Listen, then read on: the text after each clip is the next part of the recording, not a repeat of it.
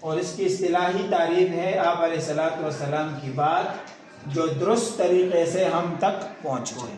اس کی پھر 3 قسمیں ہیں۔ دیکھو، ہم تک جو آپ علیہ الصلوۃ والسلام کی بات پہنچتی ہے نا، تو کوئی بھی کام یا تو آپ نے کہہ کر ہم تک پہنچایا ہو، کہہ کر، ٹھیک ہو گیا، یا آپ نے کر کر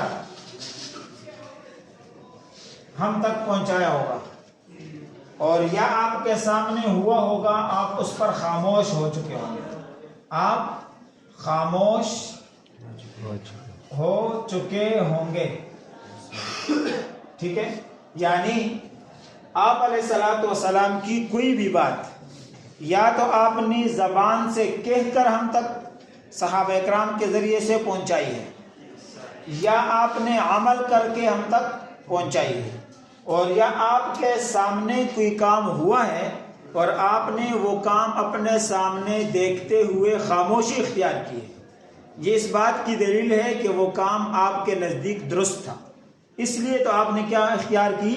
خاموشی، وگرنہ اگر وہ کام ناجائز ہوتا تو آپ کبھی خاموش نہ رہتے۔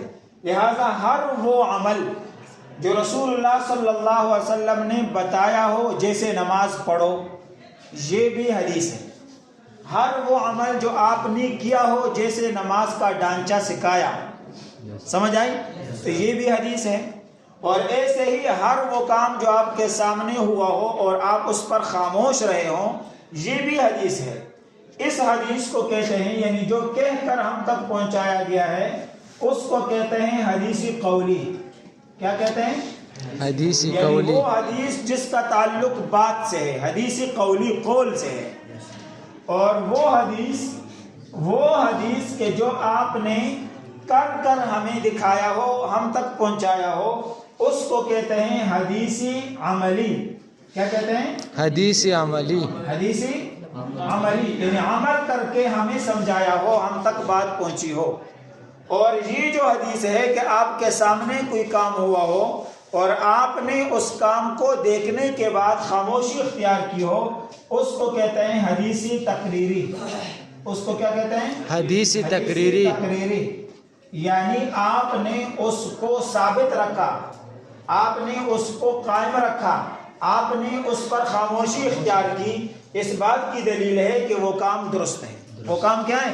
درست ہے۔ اب ایسے ہی حدیث کے لیے ایک لفظ استعمال ہوتا ہے سنت، تو چونکہ آپ اس کی باریکی والا ایک فرق بھی ہے، آپ اس کو نہیں سمجھ سکتے، اس لیے سنت کا لغوی معنی ہے طریقہ، راستہ، اور سنت کی اصطلاحی تعریف ہے آپ علیہ الصلوۃ والسلام کے وہ طور طریقے جو آپ نے ہم تک منتقل کیے صحابہ اکرام کے ذریعے سے، اس کو سنت کہتے ہیں۔ پھر سنت کی 2 قسمیں ہیں، ایک کو کہتے ہیں سنت مؤکدہ، سنت مؤکدہ، وہ سنت کے جو آپ نے ہمیشہ کی ہو، کیوں؟ ہمیشہ کی ہو، مواظبت اختیار کی ہو اس پر، اس کو سنت مؤکدہ کہتے ہیں۔ سمجھ آ رہی ہے؟ جیسے نمازوں سے پہلے جو ہم سنتیں پڑھتے ہیں، آپ نے ہمیشہ یہ سنتیں پڑھی ہیں، تو اس کے لیے اس کو سنت مؤکدہ کہتے ہیں۔ اور دوسری قسم ہے سنت غیر مؤکدہ، سنت غیر مؤکدہ، یعنی ایسی سنتیں جس کو آپ نے کبھی کبھار چھوڑ دیا ہو، کبھی کر لیا ہو اور کبھی نہ کیا ہو، اگرچہ اکثر کر لیا ہو لیکن کبھی چھوڑ بھی دیا ہو، جیسے عصر کی نماز سے پہلے 4 رکعت سنت پڑھنا، یہ سنت غیر مؤکدہ ہے۔ سمجھ آ رہی ہے؟ یہ تعلق ہے حدیث اور سنت کا، کہ حدیث کا تعلق بھی رسول اللہ صلی اللہ علیہ وسلم کی بات، آپ کے عمل اور آپ کی تقریر کے ساتھ ہے، اور سنت کا تعلق بھی جناب رسول اللہ صلی اللہ علیہ وسلم کی بات اور آپ کے طور طریقے کے ساتھ ہے۔ اگرچہ اس میں اصطلاحی ایک فرق بھی ہے، لیکن وہ چونکہ آپ کے لیول سے اوپر کی بات ہے، اس لیے آپ اس کو یہاں صرف اتنی بات یاد رکھیں کہ حدیث کی 3 قسمیں ہیں، ایک ہے حدیث قولی، ایک ہے حدیث فعلی، اور ایک ہے حدیث تقریری۔